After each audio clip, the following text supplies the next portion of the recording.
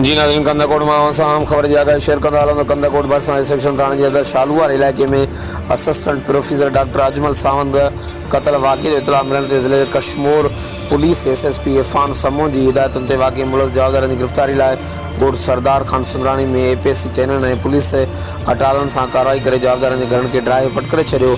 SSP Kashmir जो चवणु आहे त जवाबदारनि जी गिरफ़्तारी ताईं कारवायूं जारी रहंदियूं। हर वक़्तु आगाह लाइ ॾिसंदा रहो DTN वेब न्यूज़ क़ंधकूट।